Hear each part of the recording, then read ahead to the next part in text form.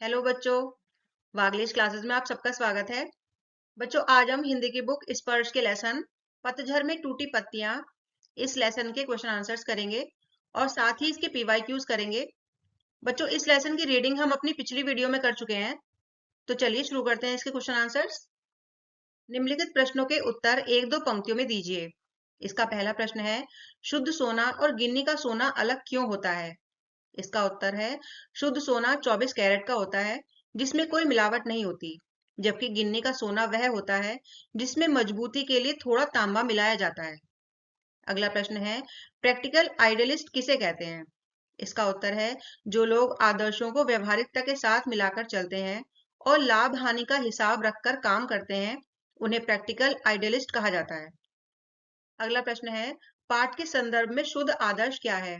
इसका उत्तर है, शुद्ध आदर्श वे मूल्य हैं जिनमें व्यवहारिकता यानी स्वार्थ या लाभ की मिलावट नहीं होती और जो केवल समाज के कल्याण के लिए होते हैं।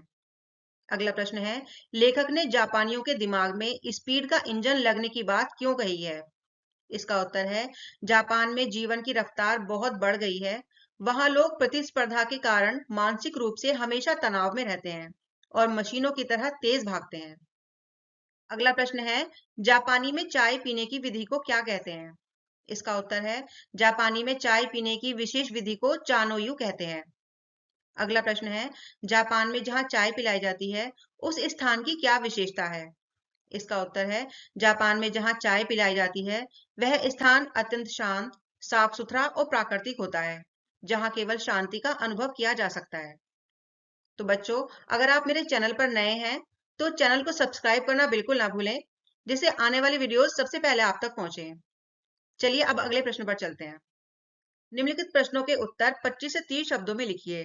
इसका पहला प्रश्न है, शुद्ध आदर्श की तुलना सोने से और व्यवहारिकता की तुलना तांबे से क्यों की गई है? इसका उत्तर है, शुद्ध आदर्श सोने की तरह मूल्यवान और पवित्र होते हैं जो समाज को सही दिशा देते हैं। व्यवहारिकता तांबे की तरह होती है जो आदर्शों में मिलकर उन्हें चलाने योग्य तो बनाती है, लेकिन उनकी शुद्धता कम कर देती है।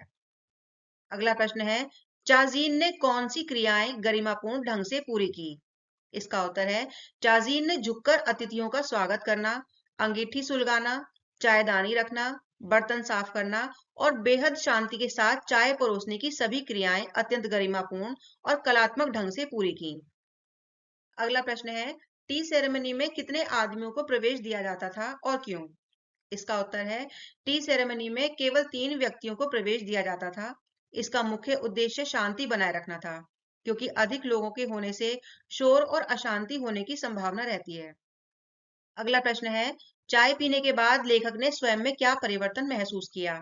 इसका उत्तर है, चाय पीने के बाद लेखक का मस्तिष्क शांत हो गया, विचारों की गति थम गई और उन्हें ऐसा महसूस हुआ मानो वे अनंत काल में जी रहे हों। उन्हें वर्तमान का महत्व समझ आया। निम्नलिखित प्रश्नों के उत्तर 50 से 60 शब्दों में लिखिए। इसका पहला प्रश्न है, गांधी जी में नेतृत्व की अद्भुत क्षमता थी, उदाहरण सहित इस बात की पुष्टि कीजिए। इसका उत्तर है, गांधी जी में नेतृत्व की अद्भुत क्षमता थी क्योंकि वे केवल उपदेश नहीं देते थे बल्कि स्वयं उसका पालन करते थे। उदाहरण के लिए, जब उन्होंने देश को सत्य और अहिंसा का मार्ग दिखाया तो करोड़ों भारतीय उनके एक आह्वान पर सड़कों पर उतर आए। वे जनमानस की नब्ज पहचानते थे और अपने त्याग व सादगी से लोगों के दिलों पर राज करते थे। अगला प्रश्न है, आपके विचार से कौन से ऐसे मूल्य हैं जो शाश्वत हैं? वर्तमान समय में इन मूल्यों की प्रासंगिकता स्पष्ट कीजिए। इसका उत्तर है, सत्य, अहिंसा, ईमानदारी और करुणा ऐसे मूल्य हैं जो शाश्वत यानी हमेशा रहने वाले हैं। वर्तमान समय में जहां चारों ओर स्वार्थ और हिंसा बढ़ रही है, इन मूल्यों की प्रासंगिकता और बढ़ गई है। शांतिपूर्ण समाज के निर्माण और आपसी विश्वास बनाए रखने के लिए आज भी इन गुणों की सबसे अधिक आवश्यकता है। अगला प्रश्न है, अपने जीवन की किसी ऐसी घटना का उल्लेख कीजिए जब नंबर 1 शुद्ध आदर्श से आपको हानि लाभ हुआ हो। नंबर 2 शुद्ध आदर्श में व्यवहारिकता का पुट देने से लाभ हुआ हो। इसका उत्तर है, नंबर 1 शुद्ध आदर्श से हानि। एक बार परीक्षा में मित्र को उत्तर ना बताने के आदर्श पर अड़े रहने से उसने मुझसे बात करना बंद कर दिया, जिससे मुझे मानसिक दुख हुआ। नंबर 2 व्यवहारिकता का पुट। एक बार बीमार मित्र की मदद के लिए मैंने कक्षा के नियम में थोड़ी ढील ली और शिक्षक से अनुमति लेकर उसे घर पहुंचाया। यहाँ आदर्श के साथ व्यवहारिकता ने मित्र की सहायता की। अगला प्रश्न है, शुद्ध सोने में तांबे की मिलावट या तांबे में सोना गांधी जी के आदर्श और व्यवहार के संदर्भ में यह बात किस तरह झलकती है, स्पष्ट कीजिए। इसका उत्तर है, गांधी जी के जीवन में आदर्श शुद्ध सोने के समान थे और व्यवहारिकता तांबे के समान। उन्होंने कभी अपने आदर्शों को व्यवहारिकता के स्तर पर गिरने नहीं दिया, बल्कि व्यवहारिकता को ही आदर्शों के स्तर पर उठाया। उन्होंने समाज को बेहतर बनाने के लिए आदर्शों में उतनी ही व्यवहारिकता मिलाई जितनी सोने को मजबूत बनाने के लिए तांबा मिलाया जाता है। अगला प्रश्न है, गिरगिट कहानी में आपने समाज में व्याप्त अवसरानुसार अपने व्यवहार को पल पल में बदल डालने की एक वानगी देखी। इस पाठ के अंश गिन्नी का सोना के संदर्भ में स्पष्ट कीजिए कि आदर्शवादिता और व्यवहारिकता इनमें से जीवन में किसका महत्व है। इसका उत्तर है, गिन्नी का सोना के संदर्भ में आदर्शवादिता का महत्व अधिक है। यद्यपि व्यवहारिक लोग समाज में अधिक सफल और चतुर माने जाते हैं, परंतु वे केवल अपना हित देखते हैं। यदि समाज से आदर्श खत्म हो जाएं, तो मानवीय मूल्य भी समाप्त हो जाएंगे।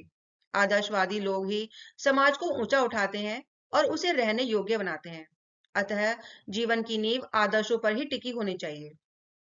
अगला प्रश्न है, लेखक के मित्र ने मानसिक रोग के क्या-क्या कारण बताए? आप इन कारणों से कहां तक सहमत हैं? इसका उत्तर है, लेखक के मित्र ने बताया कि जापान में लोग महीनों का काम दिन में और दिनों का काम घंटों में पूरा करने की कोशिश करते हैं। इस अत्यधिक प्रतिस्पर्धा और स्पीड के कारण उनका दिमाग तनाव झेल नहीं पाता और थककर हार जाता है। मैं इस बात से पूरी तरह सहमत हूँ, क्योंकि आज की भागदौड़ भरी जिंदगी में मानसिक शांति कम होती जा रही है। अगला प्रश्न है, लेखक के अनुसार सत्य केवल वर्तमान है, उसी में जीना चाहिए। लेखक ने ऐसा क्यों कहा होगा, स्पष्ट कीजिए। इसका उत्तर है, लेखक के अनुसार हम या तो बीते हुए समय की यादों में रहते हैं या आने वाले भविष्य के सपने देखते हैं। ये दोनों ही झूठ हैं। सत्य केवल वर्तमान है जो हमारे सामने है। यदि हम वर्तमान में जीना सीख लें, तो हम मानसिक तनाव से मुक्त होकर पूर्ण शांति और आनंद का अनुभव कर सकते हैं। निम्नलिखित के आशय स्पष्ट कीजिए।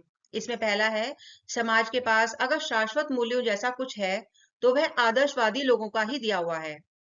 इसका उत्तर है, लेखक का मानना है कि समाज में अहिंसा, सत्य, करुणा और परोपकार जैसे शाश्वत मूल्य केवल शुद्ध आदर्शवादी लोगों की ही देन है। व्यवहारिक लोग अक्सर लाभ हानि देखकर काम करते हैं, जिससे समाज का नैतिक उत्थान नहीं होता। यदि दुनिया में केवल स्वार्थी और व्यवहारिक लोग होते, तो मानवता नष्ट हो जाती। समाज को दिशा और नैतिकता केवल आदर्शवादियों से ही मिलती है। अगला है, जब व्यवहारिकता का बखान होने लगता है, तब प्रैक्टिकल आइडियलिस्टों के जीवन से आदर्श धीरे धीरे पीछे हटने लगते हैं और उनकी व्यवहारिक सूझबूझ ही आगे आने लगती है। इसका उत्तर है, इस वाक्य का आशय है कि कुछ लोग स्वयं को प्रैक्टिकल आइडियलिस्ट कहते हैं, यानी वे जो आदर्शों को व्यवहार के साथ मिलाते हैं। लेखक कहते हैं कि जब व्यक्ति व्यवहारिकता को अधिक महत्व देने लगता है, तो उसके आदर्श केवल नाम मात्र के रह जाते हैं। धीरे धीरे वह आदर्शों को ताक पर रखकर केवल अपने फायदे के अनुसार काम करने लगता है। इसे आदर्शों को व्यवहारिक बनाना नहीं, बल्कि आदर्शों को दूषित करना माना गया है। अगला है, हमारे जीवन की रफ्तार बढ़ गई है। यहाँ कोई चलता नहीं, बल्कि दौड़ता है। कोई बोलता नहीं, बकता है। हम जब अकेले पढ़ते हैं, तब अपने आप से लगातार बड़बड़ाते रहते हैं। इसका उत्तर है, इस वाक्य में लेखक जापान के जनजीवन का उदाहरण देते हुए आधुनिक दुनिया की अत्यधिक भागदौड़ और मानसिक तनाव पर प्रहार कर रहे हैं। आज मनुष्य मशीनों की तरह काम कर रहा है। वह इतना तनाव में है कि सामान्य बातचीत करने के बजाय बेमतलब बोलता रहता है। अकेले होने पर भी उसका मन शांत नहीं रहता और वह मानसिक उथल पुथल के कारण खुद से बातें करने लगता है। अगला है, सभी क्रियाएं इतनी गरिमापूर्ण ढंग से की कि उसकी हर भंगिमा से लगता था मानो जय जयवंती के सुर गूंज रहे हों। इसका उत्तर है, यह वाक्य टी सेरेमनी के दौरान चाय परोसने वाले व्यक्ति चाजीन की क्रियाओं का वर्णन करती है। जिस प्रकार जय जयवंती नाम के मधुर राग संगीत का हर सुर सधा हुआ और आनंददायक होता है, उसी प्रकार उस व्यक्ति चाजीन के बर्तन धोने, चाय बनाने और उसे परोसने की हर मुद्रा में अत्यंत शालीनता, लय और कलात्मकता थी। भाषा अध्ययन, नीचे दिए गए शब्दों का वाक्य में प्रयोग कीजिए। बच्चों यहाँ पर कुछ शब्द दिए गए हैं, इनका वाक्य प्रयोग करना है हमें। तो व्यवहारिकता का होगा, आज के युग में सफल होने के लिए आदर्शों के साथ साथ व्यवहारिकता भी जरूरी है। अगला है आदर्श, गांधी जी के जीवन के आदर्श आज भी हमें सही राह दिखाते हैं। अगला है सूझबूझ, संकट के समय राम ने अपनी सूझबूझ से सबको सुरक्षित बचा लिया। अगला है विलक्षण, उस छोटे बालक में गणित के सवालों को हल करने की विलक्षण प्रतिभा है। और अगला है शाश्वत, मृत्यु जीवन का एक शाश्वत सत्य है जिसे झुटलाया नहीं जा सकता। अगला प्रश्न है, लाभ हानि का विग्रह इस प्रकार होगा, लाभ और हानि। यह द्वंद्व समास है, इसमें दोनों पद प्रधान होते हैं। दोनों पदों के बीच योजक शब्द का लोप करने के लिए योजक चिन्ह लगाया जाता है। नीचे दिए गए द्वंद्व समास का विग्रह कीजिए। तो बच्चों यहाँ पर हमें समास का विग्रह करना है। इसमें माता पिता का होगा माता और पिता, पाप पुण्य का होगा पाप और पुण्य, सुख दुख का होगा सुख और दुख, रात दिन का होगा रात और दिन, अन्न जल का होगा अन्न और जल, घर बाहर का होगा घर और बाहर, और देश विदेश का होगा देश और विदेश।